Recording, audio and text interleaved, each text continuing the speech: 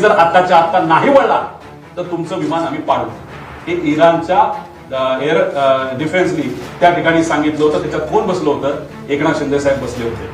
एकनाथ शिंदे साहेबांच्या बाबतीत सुद्धा तोच प्रकार होणार होता का? गोळी कुठं लागली हे जर आपण विचारायला गेलं तर डोक्याला लागली का पोटात लागली? खरं कुठं लागली? जर डोक्यात असेल तर इथं सांगण्यात आली की छातीत लागली. मग इथं बेसिकच जे ऑब्झर्वेशन आहे ते या रिपोर्टरचं सॉरी त्या AIB या संस्था तर ते विमान पाडणंही जाऊ शकतं. आणि तसंच काहीतरी हे एकनाथ शिंदे साहेबांच्या बाबतीत घडलं अशी माहिती आमच्या आहे. एकनाथ शिंदे साहेब स्वतः होते, त्याच्यामध्ये काही इतर अधिकारी होते.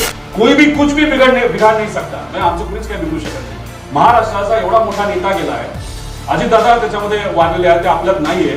त्यानंतर अभी भी हमारे प्लेन उड़ रहे हैं, सरकार भी हमारे प्लेन यूज कर रही है, तो आपको क्या दिक्कत है? काही दिवसांमध्ये आपण 3 ते 4 विविध प्रेस कॉन्फरन्सेस घेतलेल्या आणि तुमच्यामुळे आणि तुमच्या मदतीने दादांच्या ऍक्सिडेंट बद्दल ज्या पद्धतीने इन्व्हेस्टिगेशन व्हायला पाहिजे त्याला नक्कीच वचक लागले असं आपल्याला म्हणावं लागेल. आणि दादांना न्याय देण्यासाठी महाराष्ट्रातली जनता प्रयत्न करतच आहे, पण मीडियाचा सुद्धा खूप मोठा वाटा आहे. त्याच्याचबरोबर मला एक गोष्ट स्पष्ट करायची आहे. मी VSRच्या विरोधात नाही, मी DGCAच्या विरोधात नाही, त्यांचं माझं कुठेही काही वेळ नाही. विषय एवढाच आहे की अजितदादांचा ऍक्सिडेंट जो झाला त्या ऍक्सिडेंटमध्ये विमान हे VSRचं होतं. DGCA हे इन्व्हेस्टिगेशन एजन्सी आहे, त्याच्या अंतर्गत AIB नावाची जी इन्व्हेस्टिगेशन आर्म आहे DGCAचा त्याच्या माध्यमातून इन्व्हेस्टिगेशन हे होत आहे. अॅरो नावाची कंपनी, तिथे असणारे अधिकारी, तिथे असणारे ते मालक आणि इतर गोष्टी, या सगळ्या गोष्टींमध्ये गेल्याशिवाय खरं काय घडलं हे आपल्याला कळणार नाही. आणि या दोन, एकतर VSR या कंपनी आणि जी अॅरो नावाची कंपनी, याला काय आपण मुद्दामून टार्गेट करतोय असं नाही, पण त्या कंपनीला कुणी ना कुणीतरी वाचवतंय याचा काही प्रमाणात अंदाज हा आम्हा सगळ्यांना तिथे येतोय. DGCAच्या मध्ये असणारे पण अधिकाऱ्यांना वाचवलं जाते. आणि मग वाचवा वाचवीचा कार्यक्रम काही मोठ्या ताकदवान व्यक्तीच्या मदतीने जर होत असेल, मग अजितदादांचा घात का अपघात याचं जे इन्व्हेस्टिगेशन व्हायला पाहिजे ते योग्य पद्धतीने होणार नाही. आणि ते योग्य पद्धतीने व्हावं यासाठी या सर्व लोकांकडे क्रिमिनल अँगलनी पण आपल्याला बघावं लागेल आणि टेक्निकल अँगलनी सुद्धा बघावं लागेल असं आमच्या सगळ्यांचं मत आहे. आता भाग 3 ही दुर्दैवी घटना पुढे. याच्यामध्ये लेअरजेट 45 XR हा विमानाचा प्रकार आधीपासून आपण म्हणत होतो. पूर्वी ते फक्त 45 म्हणायचे, पण त्यांनी आता त्यांच्या रिपोर्टमध्ये स्वीकारलेलं आहे. त्याच्यानंतर विमान हे सुरतला गेलं होतं हे आपण सुद्धा म्हणलं होतं आणि आता ते रिपोर्टमध्ये सुद्धा तिथं आलेलं आहे. दौरा पूर्णनियोजित नव्हता हे आपण सातत्याने म्हणत होतो, हे सुद्धा कुठेतरी रिपोर्टमध्ये आले. ते बुकिंगच्या अनुषंगाने आपल्याला ते शोधता येतं. एकूण फ्युएल क्षमतेच्या 90% फ्युएल भरले होते हे आपण बोललो होतो, तर रिपोर्टमध्ये ते आलेलं आहे. त्यानंतर टाइम सिन्स न्यू म्हणजे आपण जे विमान आहे त्याची जी लाईफ आहे त्या अनुषंगाने अजितदादा जेव्हा बसले होते तेव्हा लाईफ किती राहिली होती ते आपण म्हणलो होतो 85 तास राहिले होते ऑफिशियली. पण खरं बघायला गेलं तर 8000 पर्यंत गेलं होतं. म्हणजे ऑफिशियल लाईफपेक्षा 3000 तास हे इंजिन पुढे गेलं होतं. हे आता एवढं तरी सिद्ध झालं. विजिबिलिटी कमी होती हे सिद्ध झालं. 29 वर रनवे 29 वर जे सेफ होता रनवे त्याच्यावर 2दा मागून सुद्धा नंतर ते कॅन्सल करून 11 वर मुद्दामून पायलटच्या माध्यमातून लँड करण्याचा प्रयत्न त्या ठिकाणी झाला होता हे सुद्धा सिद्ध होते. आणि मुख्य पायलट काहीच बोलत नव्हता हे तुम्ही ट्रान्सक्रिप्टमध्ये तिथं बघितलं असेल पुढे. आता ह्याच्यामध्ये जेव्हा एखाद्या VIPच्या ऍक्सिडेंट बद्दल इन्व्हेस्टिगेशन केलं जात असेल, नाही तर कुठल्याही ऍक्सिडेंट बद्दल, खास करून विमानाच्या बद्दल, तर त्याच्यात कुठेतरी डोळ्यात तेल घालून त्या एजन्सीने ना इन्व्हेस्टिगेशनची जी कुठली बॉडी आहे त्याला डोळ्यात तेल घालून इन्व्हेस्टिगेशन करण्याची जरूरत असते. कारण मीडियाचं लक्ष आहे, लोकांचं लक्ष आहे, मोठ्या नेत्यांचं लक्ष आहे. आम्ही प्रेझेंटेशनच्या मदतीने अनेक चुका लोकांसमोर त्या DGCA बद्दल आणि VSR कंपनीबद्दल आणलेल्या आहेत. आमची अपेक्षा होती की हा रिपोर्ट बनवत असताना घाई गडबडीने न करता, कारण अख्खा महिना या रिपोर्टसाठी घेतला, त्यात चुका होऊ नये अशी आमची अपेक्षा होती. पण सुरुवातीला जर आपण बघितलं तर बारामतीला जिल्हा करून टाकला ह्यांनी. आता याच्यामध्ये तुम्ही म्हणा टायपिंग एररला काय फरक जातो? एक तर इन्व्हेस्टिगेशन करत असताना त्याच्यामध्ये कुठेही काही चुकलं नाही पाहिजे ही भूमिका नाही तर ही जबाबदारी त्या लोकांची, त्या अधिकाऱ्यांची आहे. पण इथं जिल्हा चुकवलाय आणि त्याच्यानंतर बारामती म्युन्सिपल महानगरपालिका अशी त्यांनी तिथं दाखवली जी नाहीये. म्हणजे या टायपोग्राफिकल एरर हे जे झाले त्याच्यावरनं एआयबी किती सिरियस आहे या रिपोर्टबद्दल हे आपल्याला त्या ठिकाणी कळतं. आता ह्याच्यामध्ये तुम्ही जर बघितलं तर aircraft was observe to have bank towards the right, म्हणजे राईट साईडला बँक झालं होतं. म्हणजे जे पंखा असतो लेफ्ट साईडचा पंखा जर खाली असेल तर त्याला आपण लेफ्ट बँक म्हणतो. त्यामुळे हा व्हिडिओ बघितल्यानंतर सिद्ध होतं राईट बँक नव्हतं झालं.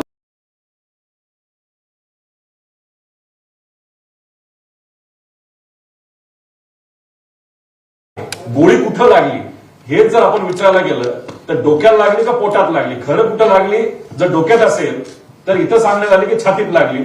मग इथं बेसिकच जे ऑब्झर्वेशन आहे ते या रिपोर्टरचं नाही सॉरी त्या एआयबी या संस्थेचं चुकलंय. पुढे त्याच्यानंतर इथं रिपोर्टमध्ये तुम्ही बघितलं असेल चर्चा एका झाडाची आहे. रिपोर्टमध्ये झाडे सांगितले म्हणजे ट्रीज सांगितले. आता ह्याच्यामध्ये अशी कुठली झाडं होती तिथे की ज्याच्यावर हे विमान ज्या झाडांना धडकून, झाडांना एक झाड नाही अनेक झाडांना धडकून हे खाली त्या ठिकाणी पडलं. तर याच्यामध्ये आम्ही थोडंसं बघितलं या बाजूला जिथं हे विमान इथं पडलं होतं तर इथं कुठंच तिथं झाड दिसत नाही, हे झुडूप आहे. पण या झुडपाला काही विमान तिथं टच सुद्धा झालं नव्हतं. त्यानंतर हे तुम्हाला दिसतं पुढे आता हे माऊली रायते म्हणून लोकल चांगले तिथले पत्रकार आहे, त्यांनी अख्खा रिपोर्ट आहे मोठा आहे, मी ते तेवढा वेळ तुमचा घेणार नाही. पण याच्यामध्ये आपण जर बघितलं तर हा व्हिडिओ आम्ही काढलाय. तिथे हे झुडपं सोडली पण ही झुडपाची हाईट आणि विमान पडल्याची हाईट ही मॅच त्या ठिकाणी कुठंच होत नाही. त्यामुळे रिपोर्टमध्ये झाडांना धडकलं इथंच या एआयबीचं चूक त्या ठिकाणी झालेलं आहे. म्हणजे रिपोर्ट द्यायचा म्हणून रिपोर्ट दिला का कुठेतरी झाडांवर जबाबदारी ढकलून द्यायची असा कुठेतरी केवळवाना प्रयत्न एआयबीकडनं झाला असं आपल्याला म्हणावं लागेल. पुढे आता दुसरं तिथं असणाऱ्या काही लोकांशी बोलल्यानंतर हे खरं खोटं हे इन्व्हेस्टिगेशन क्रिमिनल इन्व्हेस्टिगेशन मध्ये सीआयडीला विचारावं लागेल नाही तर सीआयबीला. काही लोकांचं असं मत आहे की विमानतळाची रेकी करण्यासाठी ऍक्सिडेंटच्या आधी काही तिथं लोक आली होती असं लोकांचं मत आहे. ह्याचं क्रिमिनल इन्व्हेस्टिगेशन करायची जरूरत आहे. हे त्या सीआयडी आणि सीबीआयने करावं, याच्यात थोडंसं लक्ष घालावं असं आमचं मत आहे. आता ह्याच्यामध्ये 2023ला जो मुंबईला ऍक्सिडेंट झाला होता लेअर जेटचा ते सुद्धा व्हीएसआर कंपनीचं, त्याच्यामध्ये इन्व्हेस्टिगेशन टीम मध्ये श्री के रामचंद्रन असिस्टंट डायरेक्टर हे लिहिलं होतं आणि मग त्यानंतर इन्व्हेस्टिगेटर कोण आहे हे लिहिलं. हे झालं 23चं. मग आता कालचा जो अजितदादांचा रिपोर्ट आलाय त्याच्यामध्ये कुठल्या इन्व्हेस्टिगेटरचं नाव लिहिलंय का तर नाव लिहिलेलं नाही. कदाचित इन्व्हेस्टिगेटरच घाबरले असतील. याच्यात मॅन्युप्युलेशन, कागदपत्राची हेराफेरी आणि याच्यामध्ये इतक्या गोष्टी होणार आहे तर नावच देऊ नका म्हणजे उद्या जाऊन कुणी त्या लोकांवर आक्षेप घेणार नाही अशी कदाचित त्या ठिकाणी भूमिका असावी. त्यामुळे आता याच्यामध्ये आपण जर बघितलं तर ह्या 23च्या इन्व्हेस्टिगेटर रिपोर्टमध्ये एआयबीचा जो आहे जो 23च्या ऍक्सिडेंटचा आहे अजितदादांच्या बाबतीत अशा पद्धतीने इन्व्हेस्टिगेशन टीमचं नाव हे कुठूनही त्या ठिकाणी आलेलं राहिलं नाही.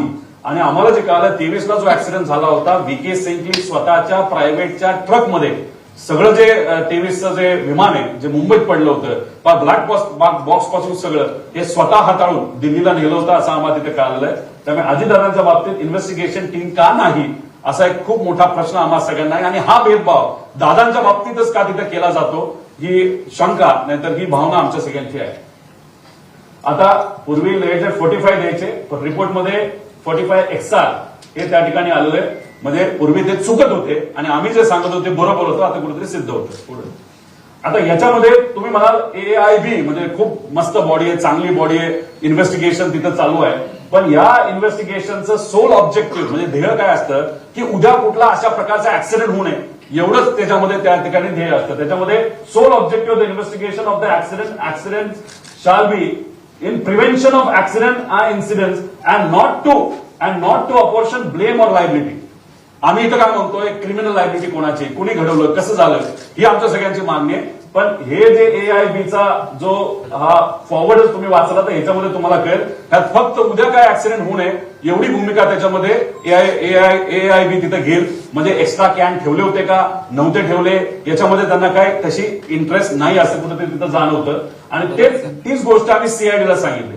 सीआयडीचं जो तुम्ही प्रेस कॉन्फरन्स बघितली असेल योग्य दिशेने तपास चाललाय, कुठलाही प्रश्न विचारला योग्य दिशेने तपास चालू. अधिकाऱ्यांबद्दल मला काही बोलायचं नाही, पण ती स्टेप योग्य दिशेने. अरे पण योग्य दिशेने काय का हा प्रश्न आम्ही केल्यानंतर ते म्हणाले AIBचा रिपोर्ट आल्यानंतर मग आम्ही इन्व्हेस्टिगेशन खोलात जाऊन त्याच्यामध्ये करणार आहोत. पण AIBची जर रिपोर्ट बघितला तर अशा पद्धतीने त्या ठिकाणी या गोष्टी नाही तर त्याचा इंटेंट नाही तर ऑब्जेक्टिव्ह असतो. पुढे आता ह्याच्यामध्ये आम्ही म्हणत होतो व्हिजिबिलिटी कमी आहे, हे काय मोगम नव्हतो. तुम्ही मुंबईची व्हिजिबिलिटी बघितली तरी ती 2500च्या आसपास रिपोर्टमध्ये दिलंय आणि पुण्याची जर बघितली तर 2000च्या आसपास आहे टायमिंग प्रमाणे.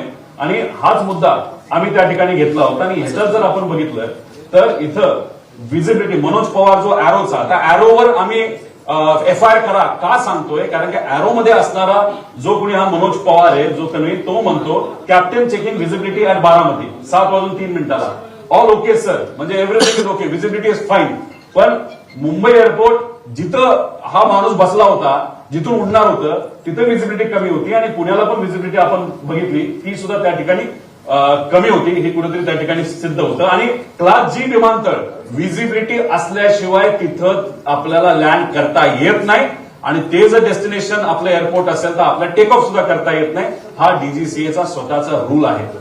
आता ह्याच्यामध्ये एक जे माळी परिवार आहे त्यांना एक आलेला फोन, तो आहे VSRचा जो वकील आहे त्यांनी त्यांना फोन केला. त्यातला छोटासा पार्ट फक्त त्या ठिकाणी आम्ही देत आहोत. वाजवा. कप्तान साहब ने गलती कर दी, ठोक दिया जाके, क्या करोगे? क्या गलती अगर वो पुणे चले जाते, नहीं विजिबिलिटी खराब थी, उनको दिखा नहीं, रनवे इधर था उसके लेफ्ट में जाके वो ठोक दिया उन्होंने, क्या कर दिया? म्हणजे हे इन्शुरन्स वाला फोन करतोय माळी या परिवाराला आणि म्हणतोय की वो कॅप्टन ने प्लेन ठोक दिया.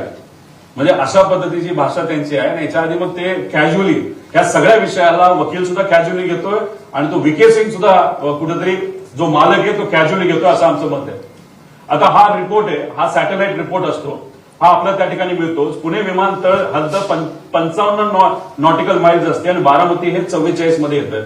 तर आमचा प्रश्न आहे पुण्याला या विमानाला बारामतीकडे जायला परवानगी कशी दिली ATCला, हा सुद्धा आमचा प्रश्न आहे. मुंबईवाल्यांनी टेक ऑफ कसं करून दिलं हे इन्व्हेस्टिगेशन मध्ये आलं पाहिजे. नाहीतर AIBने हे बघायला पाहिजे होतं. ते दुर्दैवाने या रिपोर्टमध्ये बघितलं नाही, फक्त सांगितलंय ही व्हिजिबिलिटी होती जी व्हिजिबिलिटी 5000 मीटरपेक्षा कमी होती, जी अलाउड नाहीये.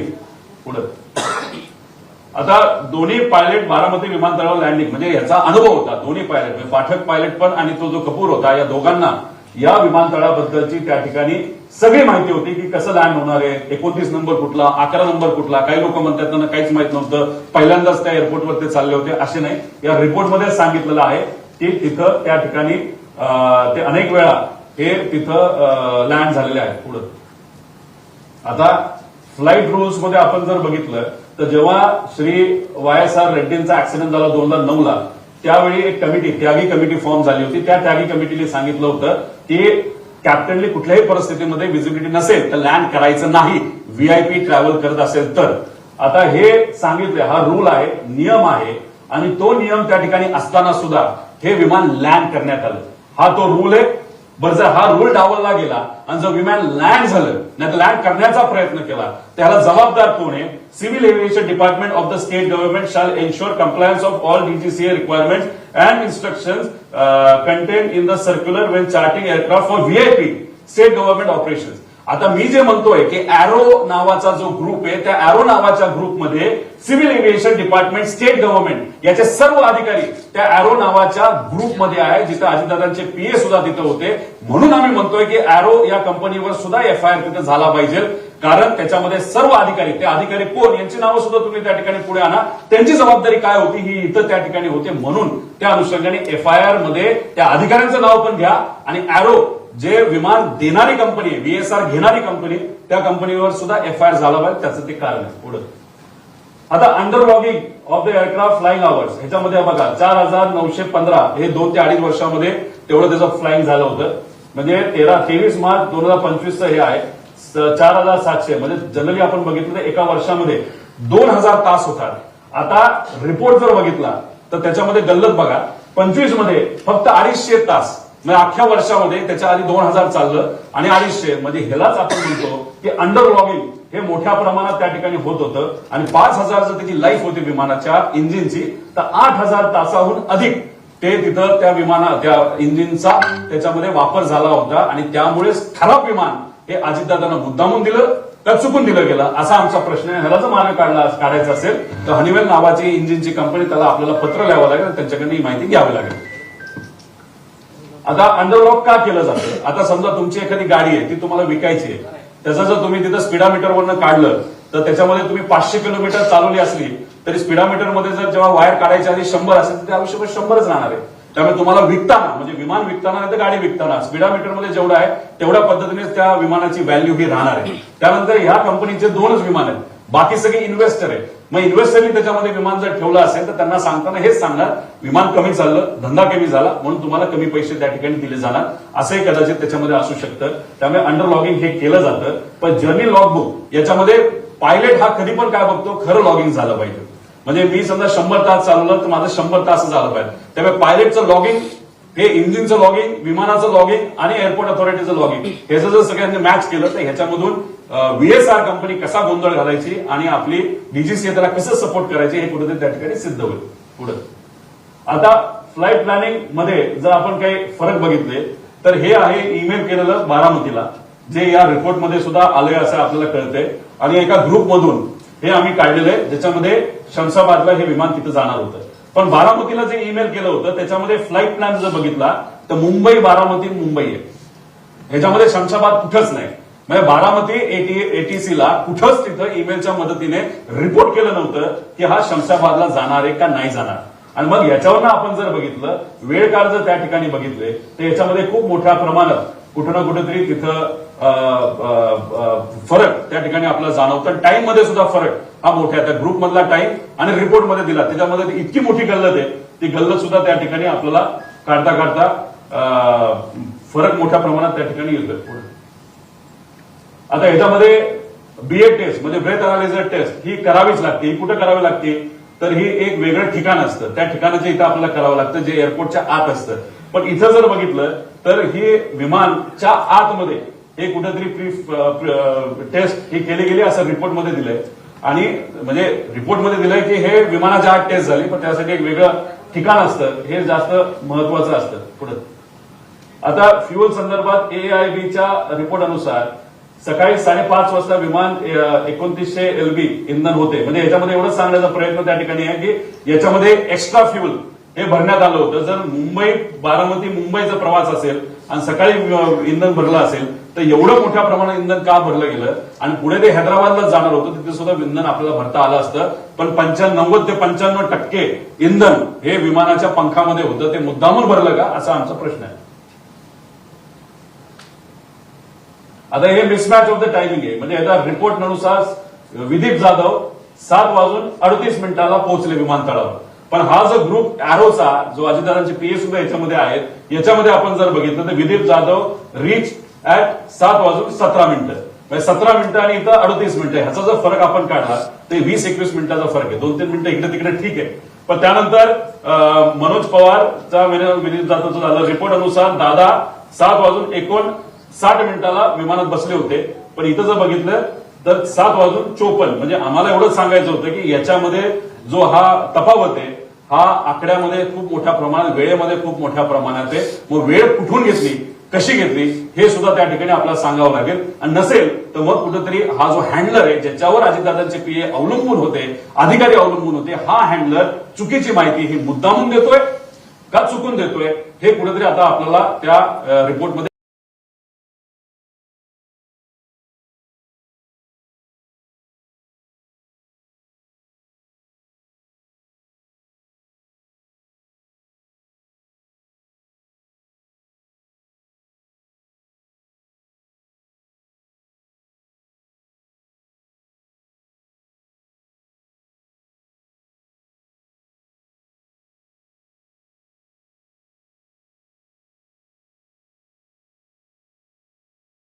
आता हा आहे अहमदाबादच्या क्रॅशचा ब्लॅक बॉक्स. हे फोटो जर तुम्ही बघितले, हा स्फोट किती मोठा झाला होता हे तुम्हाला सगळ्यांना त्याच्यामध्ये माहिती आहे. अक्षरशः एकच जण त्याच्यामध्ये वाचला, तो सुद्धा साईडला पडला म्हणून. आता ह्याच्यामध्ये हे ब्लॅक बॉक्सची परिस्थिती आहे आणि ह्याच्यातून डेटा निघाला तर 100% डेटा निघालेला आहे. फक्त तो डीजीसीए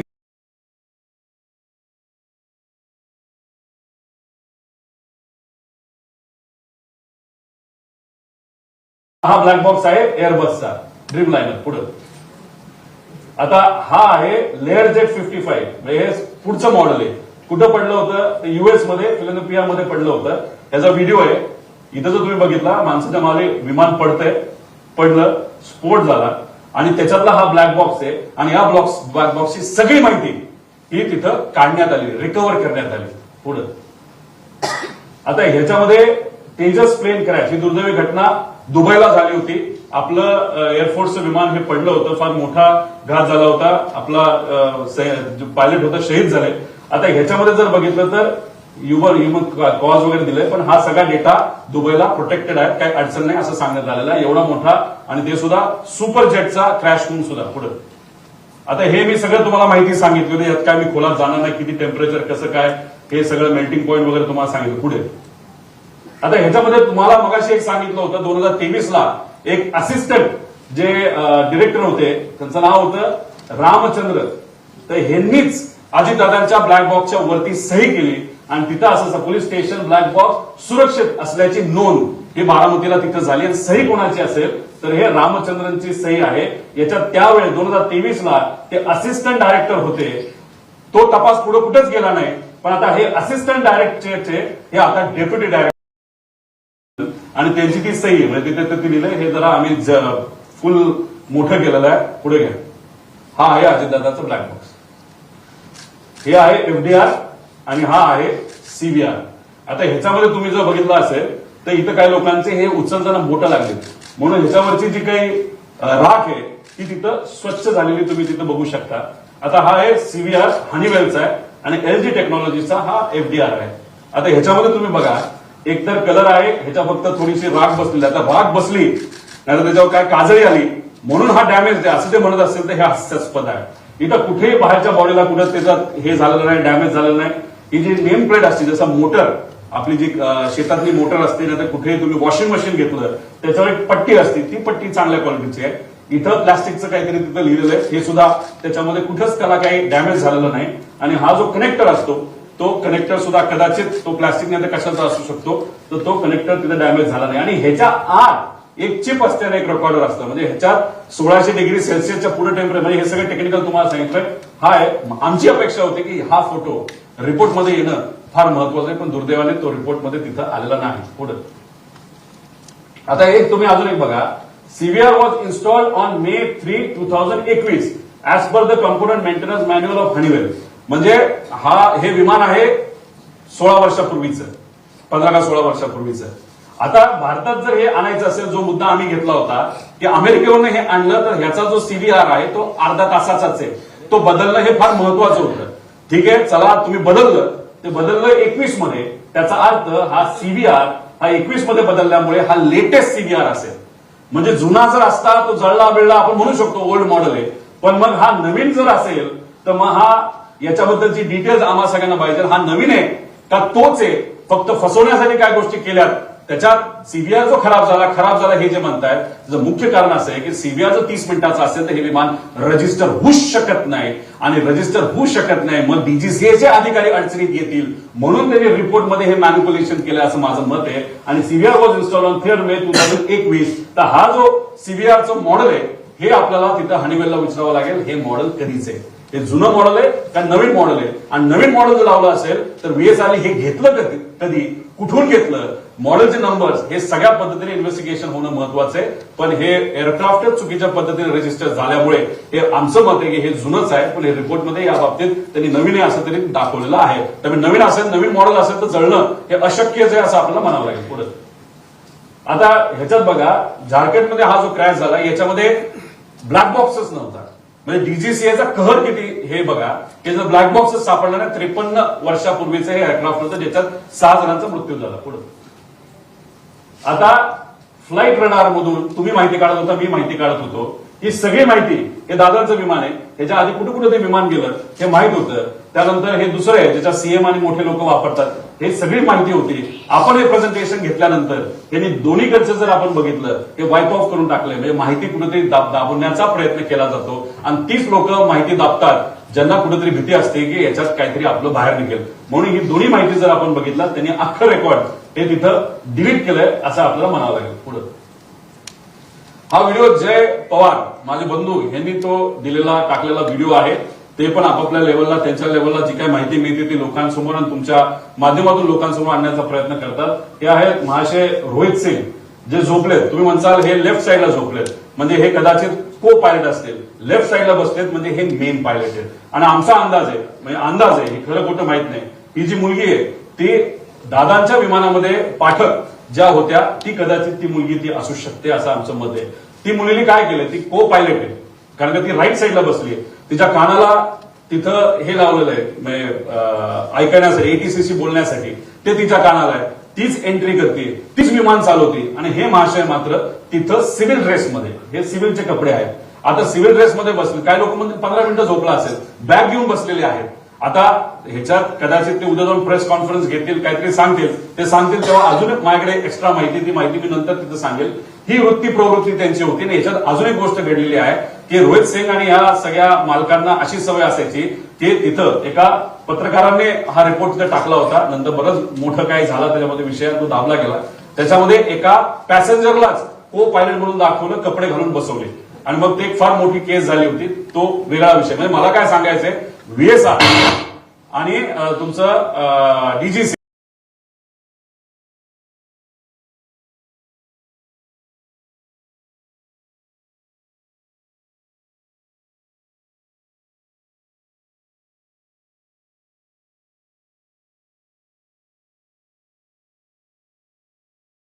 हे विमान म्हणजे 16 ते 20 जानेवारी दरम्यान 23ला हे दावोसला विमान गेलं होतं. कुठलंही विमान व्हीआयपीला घेऊन जात असेल नाहीतर तुम्ही स्वतः जात असाल तर फ्लाईट प्लॅन द्यावा लागतो. फ्लाईट प्लॅन जात असेल समजा आपण पुण्यावरनं समजा दिल्लीला चाललो राजस्थानच्या एअरपोर्टला सांगावं लागतं एटीसीला सगळ्याला सांगत क्लिअरन्स घेत पुढे जावं लागतं की दुसरं विमान आहे का. आणि जर इंटरनॅशनल प्रवास असेल तर मग तिथे आपल्याला बघावं लागतं की दुसऱ्या देशांची परवानगी आहे का आणि बिना परवानगी जर विमान त्या देशामध्ये गेलं तर ते विमान पाडलंही जाऊ शकतं. आणि तसंच काहीतरी हे एकनाथ शिंदे साहेबांच्या बाबतीत घडलं अशी माहिती आमच्या आहे. एकनाथ शिंदे साहेब स्वतः होत्या त्याच्यामध्ये काही इतर अधिकारी होते. याच्यामध्ये झालं असं बहारेनला हे विमान खरं 8 तासाचा प्रवास आहे. लेअर जेट सहसा 4 तासच्या आसपास जाऊ शकतं. बहारेनला हे विमान उतरलं त्याच्यात रिफ्युलिंग झालं. रिफ्युलिंग झाल्यानंतर ते झुरिकला जात असताना इराण कारण उडल्यानंतर इराणचा समुद्राने तो भाग येतो. इराणमध्ये त्याला तिथून जावं लागतं. इराणच्या देशाने म्हणजे आता इराण आता वॉरमध्ये तुम्हाला माहितीये ते त्या विमानाला जवळ जाऊन आम्हाला जे कळलंय कदाचित दुसरे फायटर जेट सुद्धा तिथे आले होते आणि त्यांनी सांगितलं होतं तुम्ही जर आत्ताच्या आत्ता नाही वळला तर तुमचं विमान आम्ही पाडू. हे इराणच्या एअर डिफेन्सनी त्या ठिकाणी सांगितलं होतं. त्याच्यात कोण बसलं होतं एकनाथ शिंदे साहेब बसले होते. मग इराणवरनं ते इराकच्या साईडला गेलं. इराकने सुद्धा हेच केलं. मग आता याच्यामध्ये 2 गोष्टी आहेत. मग अजितदादांच्या बाबतीत जे घडलं ते भारतात घडलं महाराष्ट्रात घडलं ते बारामतीत घडलं. मग या बाबतीत इंटरनॅशनल ग्राउंडला व्हीएसआरला हाताशी धरून नाहीतर व्हीएसआर स्वतः दुर्लक्ष केल्यामुळे नाही तर मुद्दामून एकनाथ शिंदे साहेबांच्या बाबतीत सुद्धा तोच प्रकार होणार होता का असा प्रश्न आम्हाला होऊ शकतो. याबद्दलची माहिती ही डीजीसीने काय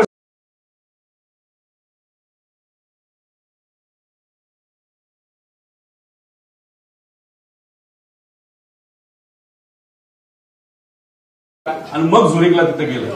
म्हणून आम्ही सांगतो व्हीएसआर या कंपनीवर तुम्ही विश्वास ठेवू नका. कधी काय होईल कधी काय केलं जाईल हे कोणाला सांगता येत नाही. आणि मग एकनाथ शिंदे साहेबांच्या बाबतीत सुद्धा हे घडलं असं आम्हाला कळलंय. एकनाथ शिंदे साहेब नाहीतर इतर काही जे काही कुणी अधिकारी असतील ते स्पष्टपणे तिथं सांगू शकतील. इराक आणि इराणमध्ये वॉर आहे त्याकडनं आपल्याला काही डेटा मिळू शकत नाही. बहारेनकडनं मिळाला तर आपल्याला ते कळू शकतात. त्याच्याच बरोबर व्हीएसआर व्हेंचर हे 6 महिन्यासाठी हे युएई मध्ये बँड होतं का जेव्हा कोविडचा काळ होता. कोविडच्या काळामध्ये लोक जिथे कुठे अडकली होती प्रायव्हेट जेट हे एक व्यक्ती नाही ते एक कंपनी बुक करतं. तर तुम्हाला सीट विकता येत नाही त्याला कमर्शियल लायसन्स लागतं. पण व्हीएसआर हे पैसे कमवच्या नादामध्ये पेशंटकडनं सुद्धा भरमसाठ पैसा घेत होतं आणि त्यासाठी युएई मध्ये त्यांना 6 महिन्यासाठी बॅन केलं होतं. हा एक फार मोठा विषय आहे. व्हीआयपी ते सुद्धा महाराष्ट्राचे व्हीआयपी मुख्यमंत्री होते एकनाथ शिंदे साहेब त्यांच्या बाबतीत सुद्धा व्हीएसआरने असंच हलगर्जीपणा नाहीतर मुद्दामून काय अशा गोष्टी केल्या असं आमच्या सगळ्यांचं त्या ठिकाणी मत आहे. पुढे हे 2 विमान आम्ही का म्हणतो इन्व्हेस्टिगेशन लवकर करा लवकर करा लवकर करा. त्याचं कारण असं आहे की कागदपत्र रंगवली जाऊ शकतात, जी रंगवली जात आहेत.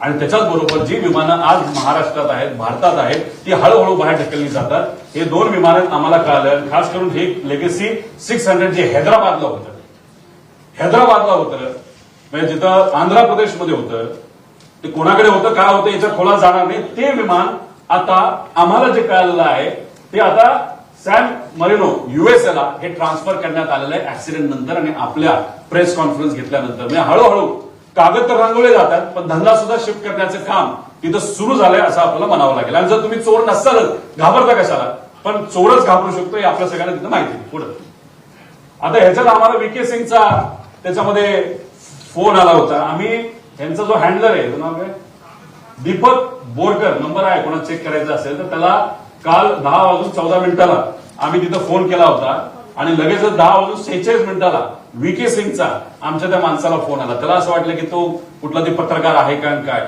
आणि बरंच काय 2 मिनिटं तो बोलत होता. त्यातले काही छोटे विषय मी फक्त तुम्हाला सांगतो. त्याच्यामध्ये तो बोलत असताना त्यांनी सांगितलं AIB ने मुझे क्लिअरन्स दिया है, म्हणजे रिपोर्ट जो आला म्हणजे त्याचं मत आहे की AIB ने मला क्लिअरन्स दिलेला आहे, तर तुम्ही अधिकची माहिती तुम्हाला कशाला त्या ठिकाणी पाहिजे. त्याच्याच बरोबर नीचे से ऊपर तक हमारी पोहोच आहे असे VK सिंग आम्हाला सांगतो, आमच्या माणसाला सांगतो. नीचे से ऊपर तक, आता ऊपर तक म्हणजे मंत्र्यापर्यंत हा मोठा प्रश्न आहे. नीचे से म्हणजे कुठून हे आपल्याला बघा. कोई भी कुछ भी बिघाड नाही सकता, म्हणजे आमचं कुणीच काही बिघडू शकत नाही. महाराष्ट्राचा एवढा मोठा नेता गेला आहे, अजितदादा त्याच्यामध्ये वाढलेले आहेत, ते आपल्यात नाहीये. आणि मग अजित काका तिथं नसताना, अजितदादा आपल्या तिथं नसताना त्यांचा ऍक्सिडेंट तिथं झाल्याने हा म्हणतोय की म्हणजे आमचं कुणी काय बिघडू शकत नाही. त्यानंतर अभी भी हमारे प्लेन उड़ रहे हैं, सरकार भी हमारे प्लेन यूज कर रही, म्हणजे VSRचे विमान अजून सुद्धा उडत आहे, सरकार ते विमान त्या ठिकाणी वापरते. काही प्रमाणात महाराष्ट्रातले मोठे मोठे नेते ज्याच्यामध्ये ज्यांचा ऍक्सिडेंट झाला त्यांचे नातेवाईक सुद्धा VSRचं विमान वापरतायत. तर रोहित पवारला त्यात काय पडलेलं आहे असं VK सिंगने तिथं मला सांगितलं. मला नाही, माझ्याशी नाही बोलला, तो माझ्या लोकांशी बोलला. हे झालं, हे सगळे पुरावे आहेत. आता मी होम मंत्रालयाला म्हणतो तुमच्याकडे जर व्हॉट्सअप हॅकिंग आणि व्हॉट्सअप रेकॉर्डिंग काढण्याची जर तुमच्याकडे यंत्रणा असेल तर काढा. काल काय बोलला ते तुम्ही बघा, पण फक्त एवढंच काढू नका. VK सिंग 28 जानेवारीच्या आधी 6 महिने कोणाकोणाशी बोलत होता, काय काय बोलत होता, व्हॉट्सअप पासून इतर सगळ्या गोष्टींवर हे तुम्ही काढा. आणि 28 तारखेपासून आजपर्यंत त्यांनी कोणाला तो भेटला हे सुद्धा तिथं बघा. महाराष्ट्र सदनला तो गेला होता का नव्हता, आणि गेला असेल तर कोणाला भेटला हे सुद्धा तुम्हाला जर काढता आलं गेल्या 5-6 दिवसामध्ये, हे सुद्धा तुम्ही त्या ठिकाणी काढलं पाहिजे असं आमच्या सगळ्यांचं मत आहे. पुढे एवढी हिंमत कुठून येते. आता VSR म्हणजे मालक VK सिंग आमच्या लोकांशी असं जर बोलत असेल, महाराष्ट्राचा एवढा मोठा नेता जाऊन सुद्धा अहंकार दाखवत असेल, एवढी हिंमत येते कुठून. VSR मध्ये कोणाची इन्व्हेस्ट आहे, कोणाचा पैसा काही घेणं देणं नाही, आम्हाला काही फरक पडत नाही. ते काय आमची कॉम्पिटिशन नाही ना, मी त्या धंद्यामध्ये आहे. ते डुबलं तरी चालेल, चाललं तरी चालेल. विषय एवढाच आहे की दादांचा अपघात ज्या विमानात झाला ते VSRच्या मालकीचं होतं. आणि मग आम्ही FIR करा एवढं सांगतोय तरी FIR आमचा घेतला जात नाही. आम्ही फार सगळे पुरावे देऊन सुद्धा आमची अपेक्षा होती AIB कडनं चांगला तपास होईल, तो त्याच्यामध्ये घेतलाय, दखल कुणीच घेत नाही. CID कडे केस गेली, CID फक्त म्हणते प्रगतीपथावर आहे, आणि CBI कडे देऊन 18 दिवस झाले. सुशांत सिंगच्या बाबतीत बिहार सरकारच्या मुख्यमंत्र्यांनी सांगितल्यानंतर 2 दिवसात CBIने सगळं प्रकरण हातामध्ये घेतलं. आणि अजितदादा जाऊन महिना होऊन सुद्धा आणि त्यांच्या पक्षाने सांगून 14 दिवस होऊन सुद्धा जर CBI अजूनपर्यंत हा तपास हातात घेत नसेल तर ह्याला आपण काय म्हणणार. आम्ही FIR का करा असं म्हणत होतो. त्याचं मुख्य कारण की जे कोणी जबाबदार आहे, जे आम्हाला वाटतं त्या इन्व्हेस्टिगेशनचा त्याचा एक तो भाग झाला पाहिजे. इन्व्हेस्टिगेशन केल्यानंतर काहीच नाही झालं तर आमच्यावर कारवाई करा, आम्ही कुठे कुठे घाबरतोय. पण इन्व्हेस्टिगेशन करत असताना सगळ्याच गोष्टीकडे बघितलं पाहिजे असं आमचं मत आहे. पण मग एवढी हिंमत VSR मध्ये काय येते याच्या खोलात जर तुम्ही गेलात तर तो तुम्ही बघाल. पुढं याच्यामध्ये बघा श्वेता सिंग कोण हे मी मुद्दा तिथं मांडला होता. आता यांची 10 वर्षाची टर्म ही संपली होती. एक तर त्या ज्या पदावर आहेत ती संपून सुद्धा 5 वर्षाचं त्यांना एक्सटेन्शन मिळालं. त्यासाठी खास बाब म्हणून तिथं एक वेगळा GR हा DGCA तिथं काढला आणि त्यांना तिथं मदत केली. आणि त्यांच्याबद्दल अनेक जे एअर इंडियाचे वगैरे जे काही हे पायलट आहेत, खास करून अहमदाबादमध्ये जो ऍक्सिडेंट झाला त्यांच्या अनेक लोकांनी आक्षेप घेतलेत, पण मी नंतर त्या बाबतीत त्या ठिकाणी सांगेल. मनीष कुमार हे आम्हाला आलेली माहिती आहे, ही खरी खोटी आपल्याला बघावं लागेल. मनीष कुमार जे आहेत ते जॉईंट डिरेक्टर डीजीसीए आहेत. यांचं घर हे व्हीके सिंगने बांधून दिलं असं आम्हाला कळलेलं आहे. पगार किती असतो डीजीसीएच्या अधिकाऱ्यांचा हात काय सिद्ध आहे. मग एवढं मोठं घर बांधलं असेल तर ते बांधलं कसं. अपॉर्च्युनेट रेशो जर आपण त्याच्यामध्ये बघितला असेटचा, याच्यावर काय गोष्टी आपल्याला कळणार आहे हे आम्हाला माहिती कळली. मग अशा पद्धतीने जर डीजीसीएच व्हीएसआर बरोबर असेल आणि डीजीसीएचे अधिकारी व्हीएसआरला वाचवत असतील, म्हणजे व्हीएसआर पण जबाबदार आणि डीजीसीए पण जबाबदार, म्हणून दोघांवर कारवाई व्हावी अशी भूमिका आमची त्याच्यामध्ये एफआयआर मध्ये होती. पुढे आता हे बघा, एक दुसरं सुरुवातीला गेल्या काही दिवसांपूर्वी एक वेगळी लिंक मी दाखवली होती, वेगळी लिंक तुम्हाला दाखवतो आणि ह्याच्या पुढे जाऊन सुद्धा अनेक लिंक आहेत, पण मला अजून खोलात जायचं नाही. त्यामुळे जे कोणी जर दबाव आणत असतील त्यांना एवढीच विनंती आहे, आमचं काही तुमच्या इन्व्हेस्टमेंटची घेणं देणं नाही. तुमचा पैसा हा लेजिटिमेट आहे का तुम्ही हवाला कंपनीतून आणला ह्याचंही आम्हाला काही घेणं देणं नाही. आम्हाला फक्त एका गोष्टीचं घेणं देणं आहे की महाराष्ट्राचा मोठा नेता या अपघातात दुर्दैवी मृत्युमुखी त्या ठिकाणी पडलेला आहे, त्यांना न्याय मिळणं हे आमच्या सर्वांसाठी महत्वाचं आहे आणि इन्व्हेस्टिगेशन योग्य पद्धतीने होणं हे महत्वाचं आहे. आणि याच्यात जर बघितलं व्हीके सिंग, सिमी सिंग हे शेअर होल्डर आहेत, पण विस्ता सेल्स मध्ये प्रेफरन्स शेअर्स कोणाचे, या व्हीएसआर व्हेंचरमध्ये प्रेफरन्स शेअर 90 लाख शेअर्स कोणाचे ते विस्ता सेलचे. आता विस्ता सेल मध्ये दोन प्रमुख कंपन्या अमुजा विनकॉम आणि लंबोदर वाणिज्य या दोन्ही विस्ता सेलच्या 96% विस्ता सेलमध्ये या दोन कंपन्यांचा त्याच्यामध्ये इन्व्हेस्टमेंट आहे. आता ह्याच्यात जर आपण खोलात गेलो तर ह्याच्यामध्ये 8 नावं अशी आहेत जी कॉमन निघतात. 8 नावं त्याच्यामध्ये तुम्ही खाली बघितलं असं विस्ता सेल्सच्या 27 वेगवेगळ्या कंपन्या आहेत, त्याच्याबद्दल मी नंतर सांगेल. त्याच्यामध्ये 8 नावं कॉमन निघतात. याच्यात महेंद्र कुमार गोयंका या नावावर तुम्ही थोडंसं लक्ष द्या. महेंद्र कुमार गोयंका हे या कंपन्यांमध्ये डिरेक्टर आहेत. म्हणजे याच्यामध्ये आतिशा कन्स्ट्रक्शन प्रायव्हेट लिमिटेड आणि सायना स्टील्स प्रायव्हेट लिमिटेड. आता या कंपनीमध्ये जर अजून खोलामध्ये आपण गेलो तर संजय पाठक नावाची एक व्यक्ती जे मध्य प्रदेशचे भाजपचे एक आमदार आहेत, अतिशय श्रीमंत आमदार आहेत. तुम्ही बघा ते डिटेल्स काढा, ह्यांचं एक रिलेशन दिसतं. आणि ह्यांच्या ज्या कंपन्या आहेत या कंपन्या जर आपण खोलात जाऊन बघितलं तर ह्याच्यामध्ये या संजय पाठकचे मुलगा हा डायरेक्टर म्हणून आहे. आता ह्याच्यात तुम्ही पुढे गेला. आता ह्याच्यामध्ये हे आहेत संजय पाठक, यांच्याबद्दलच्या बातम्या तुम्ही ऐका. याच्यामध्ये 242 कोटीचं विमान त्यांनी घेतलं. आता ते कोणाच्या नावावर बघावं लागेल, व्हीएसआर का कोणाचं ती माहिती आम्हाला माहित नाही. आता ते इन्व्हेस्टिगेशनने बघा. म्हणजे एवढी मोठी माणसं जर व्हीएसआरच्या पाठीमागे असतील, डीजीसीए या लोकांना पण वाचवण्याचा प्रयत्न करत असावं आणि व्हीएसआरला पण वाचवायचं, म्हणजे दादांचं इन्व्हेस्टिगेशन राहिलं बाजूला तर डीजीसीएचं काम काय, नाही तर मंत्रालयाचं काम काय, तर या लोकांना वाचवा असं कुठेतरी सांगण्याचा प्रयत्न त्या ठिकाणी केला जातोय असं आमचं ठाम मत आहे आणि हे कुठेतरी त्या ठिकाणी सिद्ध होतंय. आता ह्याच्यात दुर्दैव बघा, एका जजनी काय सांगितलं, जज refuses to hear mining scam petition of BJP MLA जो आहे तो आहे हा म्हणजे कोण काय नाव संजय पाठक. आता जजच म्हणतो बाबा आम्हाला काय हे ऐकायचं ना का हा पैसे देतोय आम्हाला, तर जजला मॅनेज करण्याचा प्रयत्न जर संजय पाठक करत असेल तर डीजीसीएच्या अधिकाऱ्याला मॅनेज करायला किती वेळ लागतो. ठाम आमचं मत आहे. त्यासाठी इन्व्हेस्टिगेशन योग्य पद्धतीने होणं महत्वाचं आहे. कोण हा संजय पाठक, कोणाचे काय इन्व्हेस्टमेंट हे आपल्या सगळ्यांना त्या ठिकाणी बघावं लागेल पुढे. आणि ते कुठल्या तरी स्कॅम मध्ये पण इन्व्हॉल्ड. आता हा एक दुसरा महेंद्र कुमार गोयंका, दुसरं महेंद्र कुमार गोयंका शिव मिनरल्स नावाची आहे, त्याच्यामध्ये तो एक डिरेक्टर आहे चिरेला श्रीनिवास नारायण नावाचा. आता चिरेला श्रीनिवास नारायण डिरेक्टर हा स्टॅम्पेड कॅपिटल मध्ये सुद्धा आहे. स्टॅम्पेड कॅपिटलचं नाव आता बदलण्यात आले GACM टेक्नॉलॉजीज. GACM टेक्नॉलॉजी मध्ये दुसरा डायरेक्टर कोण होता, आता तो मंत्री असल्यामुळे आहे, तो आहे TG भारत. TG भारत कोण आहे तर TDPचा आंध्राचा हा इंडस्ट्री मिनिस्टर आहे. पण TDPचं हे दुसरं रिलेशन निघालं.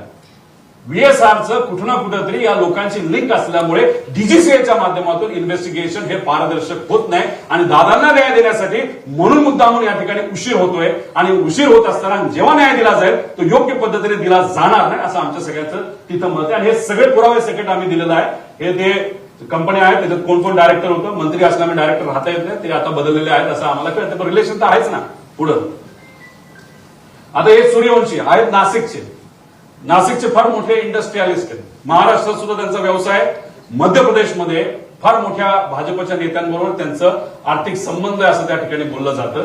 या व्यक्तीने जरूरत नसताना सुद्धा या रिकॅपिटलला सांगून व्हीएसआरला गॅरंटी दिली. VSRला लोन मिळत नव्हतं, पण सूर्यवंशीली दिलीप बिल्डकॉन नावाच्या कंपनीने गॅरंटी दिल्यामुळे VSRला पहिलं लोन मिळालं.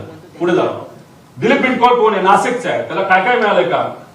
समृद्धी महामार्गाला त्याला 1700 कोटीचं काम मिळालं. राष्ट्रीय महामार्गाला जर 911 कोटीचं काम मिळालं. रोड अपग्रेडेशन हे आहे 580 कोटी. हे फक्त महाराष्ट्र आहे. नाशिकच्या कुठल्याही नेत्याला विचारा की तुम्हाला कळेल की दिलीप बिल्डकॉन कोणतं, हे लोक तिथे सांगतील. आणि मग हे फक्त महाराष्ट्राचे. मध्य प्रदेशमध्ये याच्यापेक्षा कितीतरी पटीने जास्त आहे का? मग दिलीप बिल्डकॉननी कोणाच्या सांगण्यावरनं VSRला गॅरंटी दिली? इथं घरचे माणसं आपल्याला गॅरंटी देत नाही, आणि इथं गॅरंटी देणारे मोठे बिझनेस म्हणजे VSRला ओळखत सुद्धा नाही अशा लोकांना जर हे गॅरंटी देत असतील तर कोणाच्या सांगण्यावर दिली? मग तो सांगणारा कोण एवढा मोठा माणूस, आणि तो एवढा मोठा माणूस जर या VSRच्या पाठीमागे असेल तर कसं नाही मिळणार?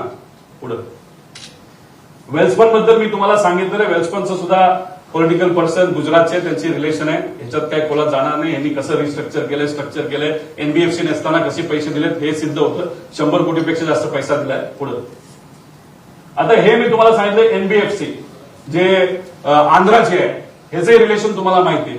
TDP बरोबर कसं रिलेशन आहे हे मी आधीच सांगितलं. मी ह्याच्या खोलात तिथे जात नाही. आता हे अग्रीमेंट आहे.